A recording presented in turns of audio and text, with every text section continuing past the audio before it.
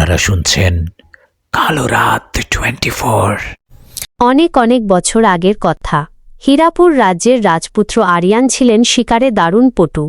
একদিন এক হরিণের পিছু ছুটতে ছুটতে তিনি রাজ্যের সীমানা পেরিয়ে এক ঘন রহস্যময় বনে এসে উপস্থিত হন।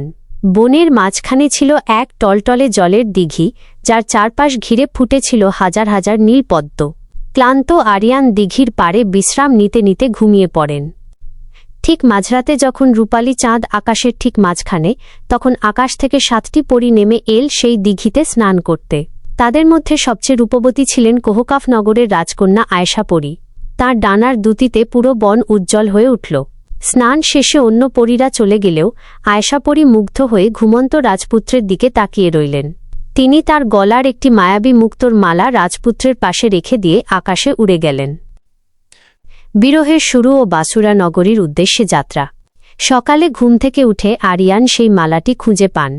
মালার স্পর্শে তাঁর হৃদয়ে এক অদ্ভুত ব্যাকুলতা তৈরি হয়। তিনি বুঝতে পারেন এটি সাধারণ কোনো মানুষের কাজ নয়। রাজপুত্র ঠিক করলেন এই মালার মালিককে তিনি খুঁজে বের করবেনই।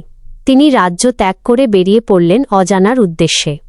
পথিমধ্যে তিনি পৌঁছালেন বিখ্যাত বাসুরা নগরীতে। সেখানে এক বৃদ্ধ দরবেশের সাথে তাঁর দেখা হয়।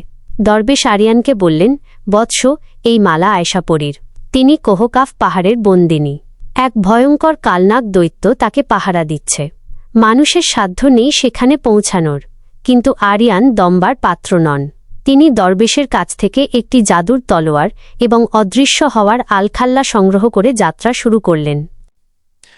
ভয়ঙ্কর লড়াই ও কোহকাফ পাহাড়। 7 সমুদ্র আর 13 নদী পার হয়ে আরিয়ান পৌঁছালেন মেঘের ওপারে কোহকাফ পাহাড়ে। সেখানে চারদিকে শুধু কুয়াশা আর আগুনের হলকা। প্রাসাদের ফটকে দেখা মিলল সেই ভয়ঙ্কর কালনাগ দৈত্যের। দৈত্যটি যখন আরিয়ানকে আক্রমণ করতে উদ্যত হল, রাজপুত্র অদৃশ্য আলখাল্লাটি গায়ে জড়িয়ে নিলেন।